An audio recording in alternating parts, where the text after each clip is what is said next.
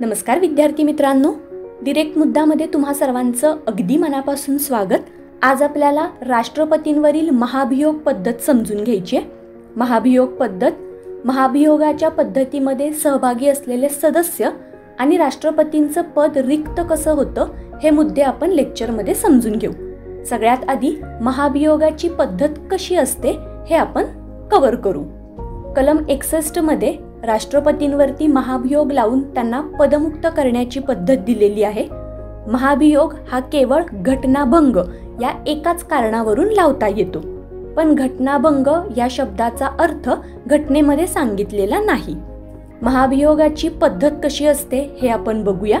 राष्ट्रपतींवरती महाभियोग लावण्यासाठी घटनाभंगाचा दोषारोप हा संसदेच्या कोणत्याही सभागृहाकडून करण्यात येऊ शकतो. राष्ट्रपतींवरील दोषारोपाचा प्रस्ताव ठरावाच्या स्वरूपामध्ये मांडावा लागतो.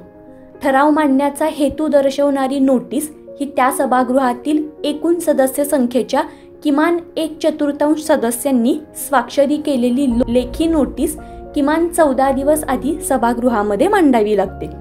त्यानंतर दोषारोपाचा प्रस्ताव असलेला ठराव त्या सभागृहामध्ये एकूण सदस्य संख्येच्या 2/3 बहुमताने पारित होणं गरजेचं असतं.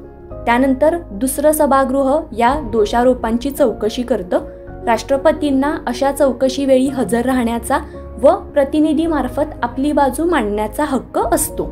चौकशी करणाऱ्या सभागृहाने चौकशीनंतर राष्ट्रपतींच्या विरुद्ध करण्यात आलेला दोषारोप सिद्ध झालेला आहे अशी घोषणा करणारा ठराव त्यांच्या एकूण सदस्य संख्येच्या 2/3 बहुमताने पारित केल्यास ठराव पारित झाल्याच्या दिनांकापासून व तेव्हापासून राष्ट्रपतींना त्यांच्या पदावरून दूर केलं जातं. पुढे आपण महाभियोगामध्ये कोणते सदस्य सहभागी होतात हे समजून घेऊया. संसदेच्या दोन्ही सभागृहातील निर्वाचित सदस्य हे राष्ट्रपतींच्या निवडणुकीत तसेच महाभियोगामध्ये भाग घेतात.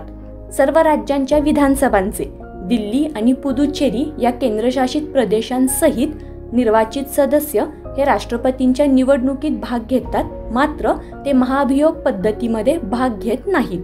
संसदेच्या दोन्ही सभागृहातील नामनिर्देशित सदस्य हे राष्ट्रपतीच्या निवडणुकीमध्ये भाग घेऊ शकत नाहीत, मात्र ते महाभियोग प्रक्रियेमध्ये भाग घेऊ शकतात.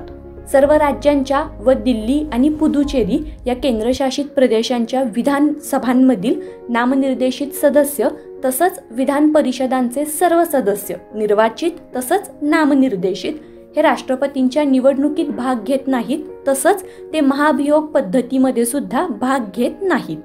पुढे आपल्याला राष्ट्रपतींचं पद रिक्त कसं होतं याबद्दल माहिती समजून घ्यायची.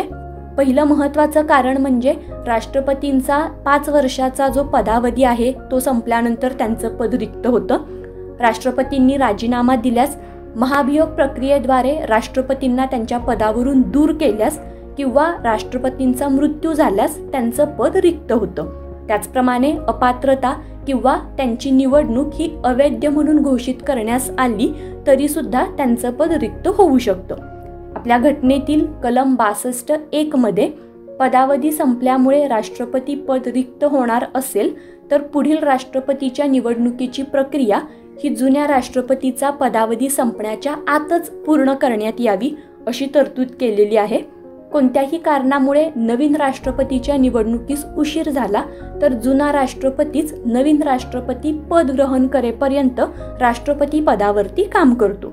या परिस्थितीमध्ये उपराष्ट्रपतींना राष्ट्रपती म्हणून काम करता येत नाही. जर राजीनामा, पदच्युती, मृत्यू किंवा इतर कारणांमुळे राष्ट्रपती पद रिकामं झालं असेल तर पद भरण्यासाठी निवडणूक पद रिक्त झाल्याच्या तारखेपासून 6 महिन्याच्या आत घेतली जाते. कार्यरत असलेले राष्ट्रपती जर गैरहजर किंवा इतर कारणांमुळे आपले काम करू शकत नसतील तर त्यावेळी उपराष्ट्रपती त्यांची कामं करतात. आपल्या आजच्या डिरेक्ट मुद्द्यावरती आधारित एक सेल्फ ॲनालिसिस क्वेश्चन: खालीलपैकी कोण राष्ट्रपतींच्या महाभियोग प्रक्रियेत भाग घेतो? लोकसभेचे निर्वाचित सदस्य, राज्यांच्या विधानसभांचे निर्वाचित सदस्य आणि विधान परिषदांचे सदस्य. या प्रश्नाचा आन्सर तुम्ही कमेंट सेक्शनमध्ये मेन्शन करा. आपल्या आजच्या डिरेक्ट मुद्द्यामध्ये आपण इथेच थांबू. थँक्यू.